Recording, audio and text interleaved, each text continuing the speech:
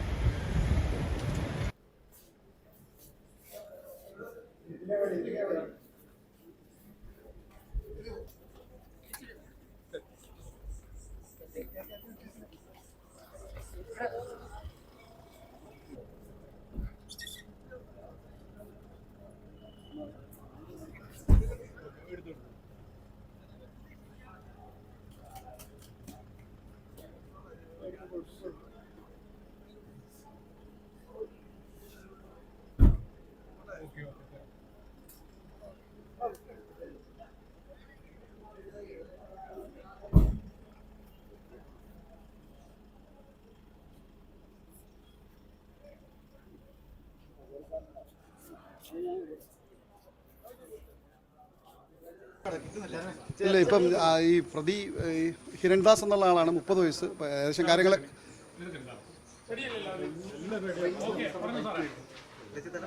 പ്രതി ഹിരൺദാസ് 30 വയസ്സുള്ള ആളാണ്. അദ്ദേഹത്തിൻ്റെ വീട് മുളങ്ങുന്നത്തുകാവ്. അദ്ദേഹത്തിൻ്റെ അമ്മ ശ്രീലങ്കൻ വംശജയാണ്. അപ്പോൾ ആ ഒരു കണക്ഷൻ നമ്മുടെ ഈ കേസിലൊരു റിലേഷൻ വരുന്നുണ്ട്. ശ്രീലങ്കയിൽ നിന്ന് ഫ്രാൻസ് ഓർ UK പൗരത്വമുള്ള ആൾക്കാരാണ് ഈ രഞ്ജിത്ത് എന്ന് പറയുന്ന ആളെന്നാണ് പുള്ളി തന്നെ പറയുന്നത്. അപ്പോൾ അതിൻ്റെ അഡ്രസ്സ് ട്രേസ് ചെയ്യാം. ഇൻസ്റ്റാഗ്രാമിലൊക്കെ ഒരു ഫോളോ ചെയ്യുന്ന ബന്ധമുണ്ട്. അപ്പോൾ അത് ട്രേസ് ചെയ്യാമെന്നുള്ളൊരു ഇൻഫർമേഷൻ തൽക്കാലം ഇപ്പോൾ നമുക്ക് ഈ ചോദ്യം ചെയ്യലിൽ കിട്ടിയിട്ടുണ്ട്. അദ്ദേഹം ചോദ്യം ചെയ്യലുമായിട്ട് നല്ല രീതിയിൽ സഹകരിക്കുന്നുണ്ട്. പിന്നെ ഇപ്പം നമ്മൾ നിലവിൽ അദ്ദേഹത്തെ കോടതിയിലേക്ക് കൊണ്ടുപോവാണ്. അതിന് മുമ്പ് മെഡിക്കൽ എടുക്കണം. നല്ല രീതിയിൽ സഹകരിക്കുന്നുണ്ട്. ശ്രീലങ്കൻ പൗരനല്ല അദ്ദേഹം. ഈ ശ്രീലങ്കയിൽ നിന്ന് മറ്റ് രാജ്യങ്ങളിലേക്ക് പോയ വളരെയധികം ആൾക്കാരുണ്ടല്ലോ ഇന്ത്യയിൽ തന്നെ. ഇദ്ദേഹത്തിൻ്റെ അമ്മയും ശ്രീലങ്കൻ ശ്രീലങ്കൻ ഈ നമ്മുടെ ഹിരൺദാസിൻ്റെ അമ്മ ശ്രീലങ്കൻ വംശജയാണ്. അത് ഓൾട്ടറേഷൻ വരുത്തിയിട്ടുണ്ട്. അപ്പോൾ അത് നമുക്കിപ്പോൾ അതും അന്വേഷണത്തിൻ്റെ ഭാഗമായിട്ട് തൃശ്ശൂരുള്ള ഒരു സ്ഥലമാണ്, വിയ്യൂരിനടുത്തൊരു സ്ഥലത്താണ് ഒരു ജ്വല്ലറി ലാ ചെയ്തിരിക്കുന്നത്. അപ്പോൾ അവിടെ ഇതിൻ്റെ അന്വേഷണത്തിൻ്റെ ഭാഗമായിട്ട് ഞങ്ങൾ കൊണ്ടുപോകുന്നുണ്ട്. ഇദ്ദേഹത്തിന് മദ്രാസിൽ ഒരു ഗാനമേള, ഇവരുടെ ഈ റാപ്പ് പരിപാടി അതിൽ ഇടയ്ക്ക് ഒരു ആരാധകൻ കൊടുത്തതാണ്. അപ്പോൾ അവർ അയാൾ കൂടെ വേറെ കുറച്ച് പേരുണ്ടായിരുന്നു. അതിൽ തന്നെ UK ഫ്രാൻസ് പൗരത്വമുള്ളവരാണ്. ഇവരുടെ ഈ ശ്രീലങ്കൻ നിന്ന് ഇവർ സംസാരത്തിൻ്റെ ഭാഷയിൽ നിന്ന് കൂടുതൽ ഡീറ്റെയിൽ ആയിട്ട് സംസാരിച്ചപ്പോൾ ഫ്രാൻസ് ഓർ UK പൗരന്മാരാണ്. ശ്രീലങ്കയിൽ നിന്ന് അങ്ങോട്ട് മൈഗ്രേറ്റ് ചെയ്തവരാണ്. അതിലാണ് അവർ കുറച്ച് പേര് 3-4 പേരുണ്ടായിരുന്നു. അപ്പോൾ അദ്ദേഹത്തിന് അത് ഡയറക്റ്റ് അവരുമായിട്ട് ബന്ധം അങ്ങനെ ഡയറക്റ്റ് എന്നുള്ള ബന്ധമില്ല, ജസ്റ്റ് അന്നുള്ള ബന്ധമുണ്ട്. പക്ഷേ അദ്ദേഹത്തിന് ഇൻസ്റ്റഗ്രാമിൽ ബന്ധമുണ്ടെന്നാണ് പുള്ളി ആദ്യത്തെ ഇതിൽ പറഞ്ഞിരിക്കുന്നത്. വകുപ്പ് ജസ്റ്റ് ഹണ്ടിങ് 9 ഹണ്ടിങ് ആണ് ഇമ്പോർട്ടൻറ്റ് വകുപ്പ്.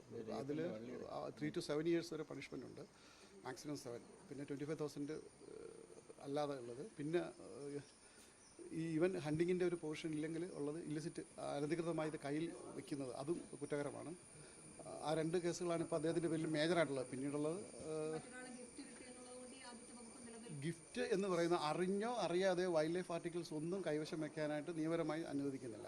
അറിയാതെ പോലും അത് ചെയ്യാൻ പാടില്ല. അതാണ് ആ കുറ്റത്തിൻ്റെ ആ ഡെൻസിറ്റി അവിടെയാണ് വരുന്നത്.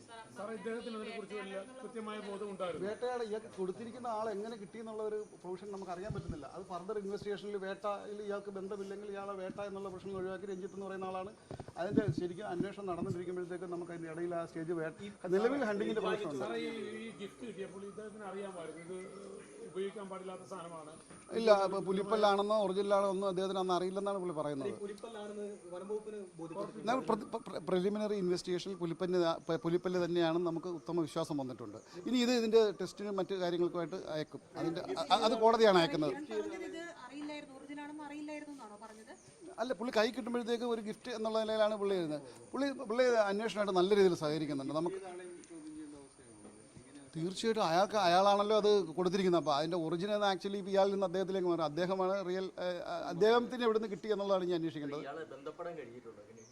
ഇല്ല, അഡ്രസ്സ് പോലും ഇവൻ ഇപ്പോൾ നമ്മൾ മൊഴി ഒക്കെ രേഖപ്പെടുത്തി കഴിഞ്ഞിട്ടേ ഉള്ളൂ. അതിൽ നിന്ന് കിട്ടി. ഇനിയിപ്പോൾ കൂടുതൽ നമുക്കൊരു സമയപരിധിയുണ്ട്. അറസ്റ്റ് ചെയ്ത് 24 മണിക്കൂർ യാത്രാ സമയം മാത്രമേ നമുക്ക് കോടതിയിൽ ഹാജരാക്കുന്നതിനായിട്ട് അനുവദിക്കുന്നുള്ളൂ. അപ്പോൾ അതുമായിട്ട് ബന്ധപ്പെട്ട് നമുക്ക് ഉച്ചയോടുകൂടി ഹാജരാക്കണം. അതിനുശേഷം നമ്മൾ ഇത് കസ്റ്റഡിയിൽ വാങ്ങുന്നുണ്ട്. കസ്റ്റഡിയിൽ വാങ്ങി 2 ദിവസം നമ്മൾ ഇൻവെസ്റ്റിഗേഷൻ്റെ ഭാഗം ഇപ്പോൾ തന്നെ കൊടുത്തിട്ട് റെഡിയാക്കി കഴിഞ്ഞു. അത് കൊടുത്തിട്ട് നമ്മൾ ഏറ്റുവാങ്ങിയിട്ട് ഇന്നും നാളെയും തൃശ്ശൂർ ഇയാളുടെ റൂമിൽ ഇനി ഫർദർ എന്തെങ്കിലും വലിയ പാർട്ടിക്കിൾസ് ഉണ്ടോ എന്ന് പരിശോധിക്കണം.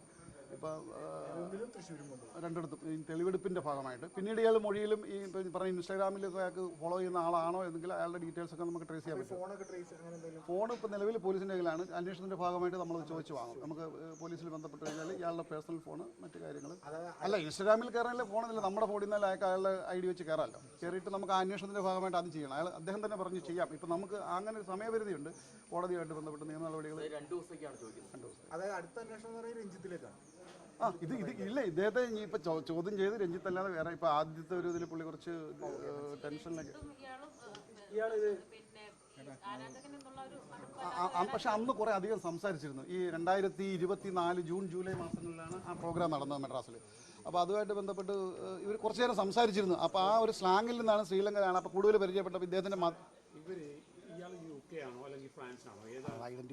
ഐഡൻറ്റിഫൈ അറിയണം. അവർ പറഞ്ഞത് അത് കുറച്ച് പേരുണ്ടായിരുന്നു. ആരൊക്കെ UK, ആരൊക്കെ ഫ്രാൻസ്, അതിൽ ശ്രീലങ്കയിൽ നിന്നും അങ്ങോട്ട് പൗരത്വം എടുത്തവരാണ്. അപ്പോൾ ഇവരൊരു കോമൺ കണക്ട് ചെയ്യുന്ന ഫാക്ടറി അമ്മ അല്ലെങ്കിൽ ഇവരൊക്കെ ആ ഒരു ഇത് വരുന്നുണ്ട്. അപ്പോൾ അതൊക്കെ ട്രേസ് ചെയ്യേണ്ട കണ്ടെത്തണം, പരിശോധിക്കാൻ അന്വേഷണം നടത്തും. ഇപ്പം അദ്ദേഹം അങ്ങനെയാണ് പറയുന്നത്. അദ്ദേഹത്തിന് മുൻകൂട്ടി അറിയാമോ എന്നുള്ളത് ഈ ഫർദർ ഇൻവെസ്റ്റിഗേഷനിൽ അറിയാൻ പറ്റും.